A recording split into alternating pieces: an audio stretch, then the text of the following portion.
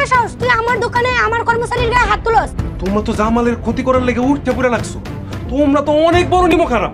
চুল কাটার দরকার নেই, ওর ভুরুটা কাটতে দে, এমন ভাবে কাটবি যেন শয়তানের মতন দেখায়। আসসালামু আলাইকুম বন্ধুরা। বৎসুরাত নাটকের প্রতিটি পর্বেই যেন নতুন নতুন নাটকীয়তা আর উত্তেজনা।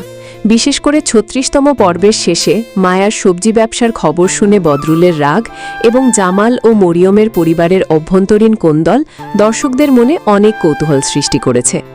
আগামী ৩৭তম পর্বের গুরুত্বপূর্ণ কিছু আপডেট এবং সম্ভাব্য টুইস্ট নিয়ে আজকের ভিডিও। আর এই ধামাকা পর্বটি সবার আগে কিভাবে দেখবেন তা ভিডিওর শেষে বলে দেব। তার আগে আপনি যদি আমাদের চ্যানেলে নতুন হয়ে থাকেন তাহলে অবশ্যই সাবস্ক্রাইব করে বেল আইকনটি বাজিয়ে দিন। বন্ধুরা, বৎসুরাত নাটকের মোড় এখন অন্যদিকে ঘুরছে।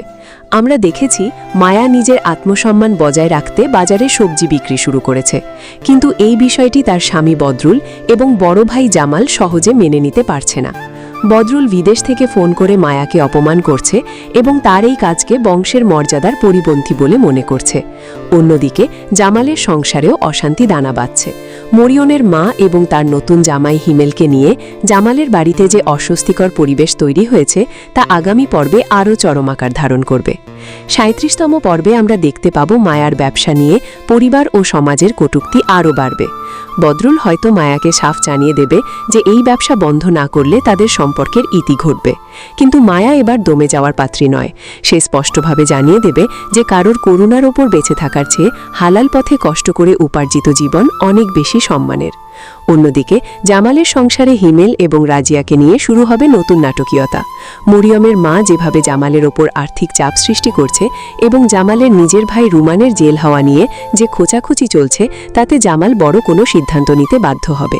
বিশেষ করে মরিয়মের মায়ের ২ নম্বর শাশুড়ি বলা নিয়ে যে ঝগড়া শুরু হয়েছে তার হেস ৩৭তম পর্বে আরও ভয়াবহ হতে পারে। জামাল কি পারবে তার পরিবারের এই ভাঙন রোধ করতে, নাকি সে মায়ার মতো পরিস্থিতির শিকার হয়ে একা হয়ে পড়বে? সবচেয়ে বড় টুইস্ট হতে পারে মায়ার ব্যবসার সাফল্যে ঈর্ষান্বিত হয়ে রুমান বা চেয়ারম্যানের কোনো নতুন ষড়যন্ত্র। তারা হয়তো মায়ার দোকানের ক্ষতি করার চেষ্টা করবে অথবা তাকে সামাজিকভাবে আরও হেয় করার নীল নকশা তৈরি করবে।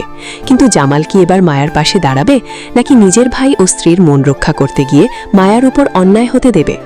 আপনারা যারা ৩৭তম পর্বের জন্য অধীর আগ্রহে অপেক্ষা করছেন তাদের জানিয়ে রাখি, খুব শীঘ্রই নাটকটির পরবর্তী আপডেট আসতে চলেছে। ধারণা করা হচ্ছে আগামী ৩ দিনের মধ্যেই আমরা এই উত্তেজনাকর পর্বটি দেখতে পাব। বন্ধুরা, আপনাদের কি মনে হয় মায়া কি সব কটূক্তি সয়ে তার ব্যবসা চালিয়ে যাবে, আর জামালের সংসারে কি শান্তি ফিরবে, নাকি হিমেলের উপস্থিতিতে আরও বিশৃঙ্খলা বাড়বে? আপনাদের মূল্যবান মতামত অবশ্যই কমেন্ট বক্সে জানান। নাটকের সব লেটেস্ট আপডেট সবার আগে পেতে আমাদের সাথেই থাকুন। ধন্যবাদ।